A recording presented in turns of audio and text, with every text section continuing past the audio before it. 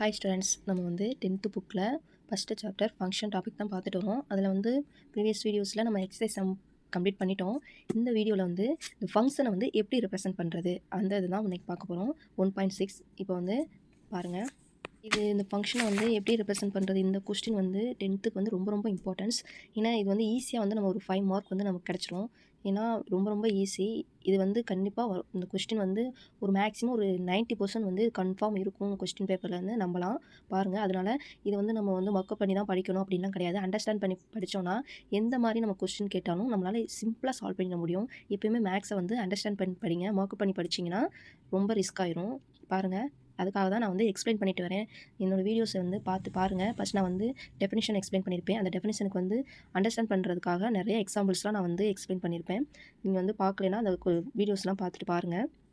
வாங்க இப்போ வந்து இது எப்படி ரெப்ரசென்ட் பண்ணுறதுன்னு பார்ப்போம். ஒரு ஃபங்க்ஷனை வந்து நம்ம ரெப்ரசென்ட் பண்ணணும்னா 4 டைப்ஸில் பண்ணலாம். அதை தான் இங்கே பார்க்க போகிறோம் என்னென்ன டைப்னு. ஃபஸ்ட்டு வந்து a set of order pairs.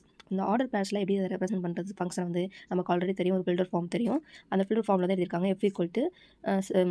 f order pair x, y such that y equal to f of x belongs to a of all order pairs represent a function. இது எப்படி வந்து ஃபங்க்ஷனை வந்து ரெப்ரசென்ட் பண்ணது பாருங்கள். ஒரு ஆர்டர் பேரில் பண்ணுது. இதில் வந்து x வந்து இன்புட்டு, y வந்து output. y equal to f of x. இதில் வந்து இப்போ பாருங்கள், இப்போ எக்ஸ் ஒரு பாயிண்ட்டாக இருந்துச்சுன்னா இது எஃப் ஆஃப் எக்ஸ்ன்றது வந்து அதோட இமேஜ். அதை தான் இங்கே மென்ஷன் பண்ணியிருக்காங்க. அந்த இமேஜ் வந்து என்னது நமக்கு ஒயில் தானே கிடைக்கும். அதான் y equal to f of x. அதான் இந்த ஃபில்டர் ஃபார்மில் எழுதியிருக்காங்க. இந்த ஆர்டர் பேர்ஸ் எப்படி எழுதலாமா, இது வந்து உங்களுக்கு இந்த ஃபில்டர் ஃபார்ம் புரியலை அப்படின்னா இப்படி இதுக்கு மீன் என்னென்னா, இப்போ எக்ஸ் ஒய் சம் வேல்யூஸ் போகிறோன்னு பார்த்துக்கோங்க. 1,2, அடுத்து வந்து 2,3, 3,4 எக்ஸட்ரா அப்படி போகும். இதான் வந்து ஆர்டர் பேர்ஸ் வந்து. இதை வந்து ஷார்ட்டாக நம்ம வந்து ஒரு ஃபில்டர் ஃபார்மில் எழுதுறது தான் இந்த இது. ஓகேவா? நெக்ஸ்ட் பாருங்கள், டேபிள் ஃபார்ம் பாருங்கள். டேபிள் ஃபார்ம்லாம் என்ன, the values of x and the values of their respective image under f can be given in the form of table. ஒரு டேபிள் ஃபார்மில் இந்த ஒரு ஃபங்க்ஷன் எப்படி நம்ம ரெப்ரசென்ட் பண்ணுவோம். இங்கே ஒரு எக்ஸ் இருக்கும், இங்கே ஒரு ஒய் இருக்கும். எக்ஸில் அப்படிலாம் ஒரு வேல்யூ இருக்கும், 1, 2, 3 எழுதுவோமா. ஒய்யில் வந்து ஒரு 4, 5, 6 எழுதுவோம். அவ்வளோதான். இது எப்படின்னா எக்ஸில் உள்ள வேல்யூ இதுக்கு கரஸ்பாண்டிங்காக ஒய் வேல்யூ நமக்கு இருக்கும். ஓகேவா? அவ்வளோதான். இதுதான் டேபிள் ஃபார்ம். நெக்ஸ்ட்டு ஆரோ டயக்ராம்னா என்ன, an arrow diagram indicates the elements of the domain of f and their respective image by means of arrows. இதில் என்ன 2 லைன்ஸில் சொல்லியிருக்காங்க அப்படின்னா, இப்போ எக்ஸ் ஒய்னு நம்ம வேல்யூ எடுக்கிறோன்னா 1, 2, 3, இப்போ 4, 5, 6 எடுத்துக்கோமா. இந்த எக்ஸ் வந்து நமக்கு டொமைன், ஒய் வந்து கோடொமைன். இது நேரப்படி இப்போ நேரப்படி ஆரோ டயக்ராம் போடுறோம். அவ்வளோதான். ஆனால் இது போடும்போது என்னென்னா எக்ஸில் எல்லா எலமெண்ட்ஸுக்குமே ஒய்யில் ஒரே ஒரு ஆரோ தான் போயிருக்கணும். ஓகேவா? ஒரு இன்புட்டுக்கு ஒரு அவுட்புட் தான் இருக்கணும்.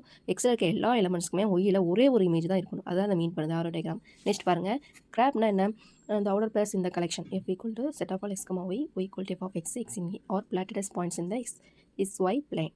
The graph of f is the total of all such points. என்ன, இப்போ நமக்கு ஒரு ஆர்டர் பேர்ஸ் இருக்குல்ல, அதை வந்து பிளாட்டட் பண்ணுறோம். அந்த கிராப்பில் வந்து xy பிளேனில் வந்து பிளாட்டட் பண்ணுறோம். அப்படி பிளாட்டட் பண்ணும்போது நமக்கு வந்து அந்த கர்வ் வந்து எப்படின்னா, அந்த எல்லா பாயிண்ட்டுமே நம்ம வந்து இங்கே பிளாட்டட் பண்ணும்போது அதை ஜாயின் பண்ணும்போது நமக்கு வந்து ஒரு கர்வோ ஒரு லைனோ நமக்கு கிடைக்கும். அப்படி கிடைக்கும்போது அந்த கர்வ் வந்து என்னென்னா ஒரே ஒரு பாயிண்டில் தான் இருக்கணும். ஒரே ஒரு பாயிண்டில் தான் டச் ஆகிருக்கணும். அதுதான் ஃபங்க்ஷன் சொல்லுவோம். ஓகேவா? இதுதான் வந்து ஃபோர் டைப்பாக வந்து நம்ம வந்து ஃபங்க்ஷனை வந்து ரெப்ரசென்ட் பண்ணுறோன்ட்டு தேடி கொடுத்துருக்காங்க. பாருங்கள், நெக்ஸ்ட் பாருங்கள். Every function can be represented by a curve in a graph, but not every curve term in a graph will represent a function. அதாவது சில கர்வ்ஸ் வந்து ஃபங்க்ஷன் சொல்ல முடியாது. ஏன்னா அந்த சில கர்வில் வந்து 2 பாயிண்ட்ஸ் வந்து இருக்கலாம், 3 பாயிண்ட்ஸ் இருக்கலாம். ஆனால் நமக்கு வந்து ஒரே ஒரு பாயிண்ட் டச் ஆகிக்கிறது தான் கர்வ். ஓகேவா? அதுதான் இங்கே வந்து மென்ஷன் பண்ணியிருக்காங்க. The following test will help us determine whether a given curve is a function or not. இப்போ வந்து நமக்கு இது வந்து எதுக்கு ஹெல்ப் ஆகுது அப்படின்னா, அந்த கர்வ் வந்து ஃபங்க்ஷனாக இல்லையா, அதுக்கு தான் வந்து நம்ம அதை டிட்டர்மைன் பண்ணுறோம் அந்த கிராப்பை வந்து. ஓகேவா? அதுக்கு தான் வந்து தேடி வந்து எக்ஸ்பிளைன் பண்ணியிருக்காங்க. நெக்ஸ்ட் பாருங்கள், the vertical line test. The vertical line testல வந்து a curve down in a graph represents a function if every vertical line intersects the curve at only one point. நான் சொன்னதான் சொல்லியிருக்காங்க, ஒரு கிராப்பில் வந்து ஃபங்க்ஷன் வந்து ஒரு கர்வ் ரெப்ரசென்ட் பண்ணுறோம்னா அந்த ஒரு வெர்டிக்கல் லைனோட அந்த கர்வ் வந்து ஜாயின் ஆகும்போது ஒரு பாயிண்டில் தான், ஒன்லி ஒன் பாயிண்டில் தான் அந்த கர்வ் வந்து இன்டர்செக்ட் பண்ணியிருக்கணும் அந்த வெர்டிக்கல் லைனை. அப்படி இல்லைன்னா அது ஃபங்க்ஷன் கிடையாது. அதுதான் வந்து இங்கே மென்ஷன் பண்ணியிருக்காங்க. அதுக்கு ஒரு எக்ஸாம்பிள் கொடுத்துருக்காங்க. எக்ஸாம்பிளில் வந்து ஒரு 3 கிராப் நமக்கு கொடுத்துருக்காங்க. நீங்களே பாருங்கள், இங்கே இருக்குது பாருங்கள், இதுதான் கர்வ். இங்கே இந்த வெர்டிக்கல் லைன் டெஸ்ட்டில் இந்த வெர்டிக்கல் லைன் இருக்குல்ல, இதுதான் லைன். இதில் வந்து இந்த கர்வ் வந்து டச் ஆகிருக்குல்ல, எத்தனை பாயிண்டில் டச் ஆகிருக்கு பாருங்கள். இந்த வெர்டிக்கல் லைனில் இந்த கர்வ் வந்து எத்தனை பாயிண்டில் டச் ஆகிருக்கு, 1, 2 பாயிண்டில் டச் ஆகிருக்கு. அப்போ இது என்னது, ஃபங்க்ஷன் கிடையாது. செகண்ட் டயக்ராம் பாருங்கள்.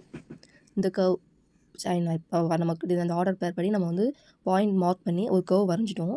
அதே மாதிரி ஒரு வெர்டிக்கல் லைனும் போகுது. இந்த வெர்டிக்கல் லைன் பாருங்கள், ஒரே ஒரு பாயிண்டில் தான் டச் ஆகிருக்கு. இந்த கர்வில் வந்து ஒரு பாயிண்டில் தான் டச் ஆகிருக்கு. அப்போ இது என்னது, ஃபங்க்ஷன்.